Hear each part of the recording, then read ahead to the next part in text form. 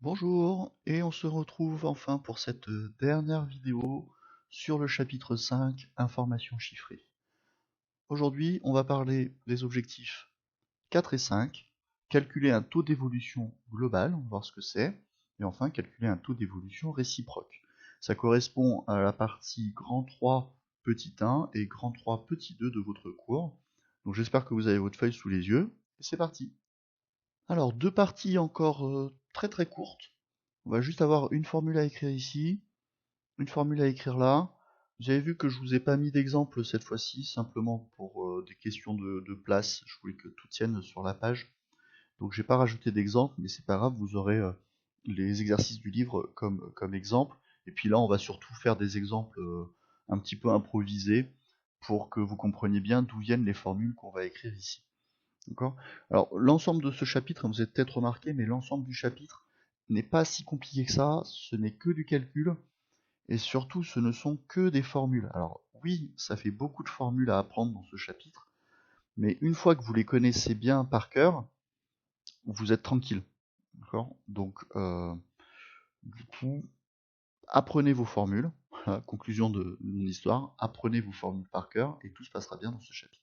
Si une quantité subit une variation relative de P 1%, correspondant à un coefficient multiplicateur 1, suivi d'une variation relative de P 2%, correspondant à un coefficient multiplicateur 2, alors le coefficient multiplicateur global CMG est...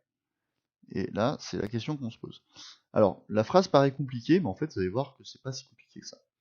Prenons un nombre, 38. Allez, on va dire que c'est 38 euros. J'augmente ce nombre, je vous dis n'importe quoi, de 12%.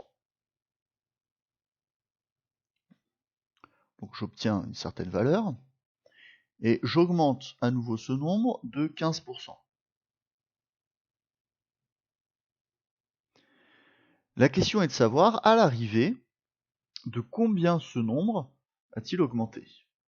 Et le gros piège dans lequel il ne faut pas tomber, c'est que, évidemment, la réponse, ce serait trop facile, ce n'est pas 27%. Ce n'est pas 27% parce que les plus 15% que je fais ici, c'est une variation relative par rapport à la deuxième valeur qui est là. Alors que le 12%, c'est une variation relative par rapport au 38. Donc comme je n'ai pas le même nombre de références pour ces deux pourcentages-là, je ne peux pas les additionner ensemble. Et c'est là en fait que cette phrase-là va nous aider. Alors, que signifie la première phrase si une quantité subit une variation relative de P1% correspondant à Cm1? Ben, ici, vous savez depuis la dernière vidéo que si là j'ai plus 12%, ce plus 12%, ça revient à multiplier par 1 plus 12%. Donc en gros 1,12. Donc le CM1 correspond à 1,12. Ensuite, à partir de là, puisque j'ai une augmentation de 15%, il suffit de multiplier par 1,15. Donc 1 plus 15%. Donc au final, le nombre 38, je l'ai multiplié par 1,12, puis je l'ai multiplié par 1,15.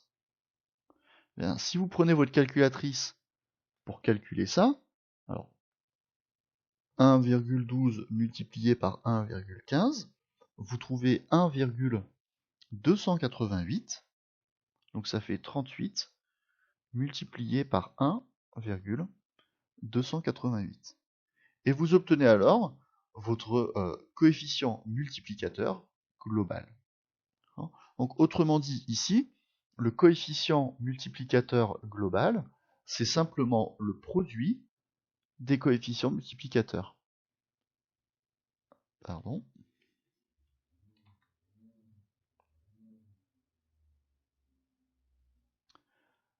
Voilà, donc si j'ai une augmentation de 12%, ça me revient à multiplier par 1,12. Suivi d'une augmentation de 15%, ça revient à multiplier par 1,15. Je fais donc 1,12 fois 1,15, je trouve 1,288. Donc ça, c'est le coefficient multiplicateur global. Et à partir de là, bah, vous savez que 1,288, c'est pareil que 1 plus 0,288. Donc ça vous donne 38 multiplié par 1 plus 28,8%. Donc au final, augmenter de 12%, puis augmenter de 15%, ça revient globalement à augmenter de 28,8%. Et non pas de 27% comme on l'a dit. Cette formule-là marche pour 2, 3, 4. Vous pouvez faire autant de variations successives que vous voulez. Ça marchera toujours, il suffit de multiplier tous les coefficients multiplicateurs. Et évidemment, ça marche aussi lorsque vous avez des diminutions. Ou bien un mélange. Ça peut d'abord augmenter, puis diminuer, puis augmenter, puis augmenter, puis diminuer, etc. Il suffit juste d'écrire le bon coefficient multiplicateur. Vous multipliez tous les coefficients multiplicateurs entre eux. Et hop, ça vous donne votre coefficient multiplicateur global. Autre remarque, vous voyez qu'à aucun moment le 38 on s'en sert. En réalité, qu'on commence avec 38 ou avec 172 millions, si je fais une augmentation de 12% puis de 15%, peu importe le nombre de départs, ce sera toujours une augmentation de 28,8%. Voilà. Donc, pour voir si vous avez bien compris ça, vous allez faire l'exercice 32, page 259. On le corrigera en classe, d'accord ? Mais toujours pareil, si vous avez des questions, n'hésitez pas à poser vos questions dans les commentaires de la vidéo ou à m'envoyer des messages. D'accord ? Donc, taux d'évolution successifs, ce sont des évolutions qui se succèdent les unes après les autres. Donc, on multiplie entre elles les coefficients multiplicateurs. Pardon. On multiplie entre eux les coefficients multiplicateurs. Voilà, donc entraînez-vous avec l'exercice 32 et posez-moi des questions s'il y a des soucis. Pour la partie 2, taux d'évolution réciproque. On vous dit, si une quantité subit une variation relative P1% correspondant à CM1, alors pour revenir à sa valeur de départ, on lui applique une variation relative de P2% correspondant à CM2, telle que une fameuse formule. Alors, je vais reprendre mon exemple de 38. Donc, j'ai 38 que j'augmente de 12%. Et la question que je me pose, c'est que donc j'obtiens une certaine valeur. La question, c'est quelle variation je dois appliquer à ce nouveau nombre pour revenir à 38. D'accord ? Alors, vu que pour passer de 38 à l'autre nouveau nombre, j'ai fait une augmentation, évidemment, dans l'autre sens, je vais faire une diminution. La question, c'est de combien je dois diminuer pour revenir à 38. Eh bien, on va appliquer exactement la même chose qu'ici. C'est-à-dire qu'on va passer par le coefficient multiplicateur. C'est pour ça que vraiment, il faut que vous ayez maîtrisé les coefficients multiplicateurs qu'on a vus dans la troisième vidéo. Alors, augmenter de 12%, vous savez que ça revient à multiplier par 1 plus 12%. Donc, autrement dit, pour trouver ce nombre mystère, que je vais appeler grand X, pour trouver grand X, il suffit de faire 38 multiplié par 1 plus 12%, donc multiplié par 1,12.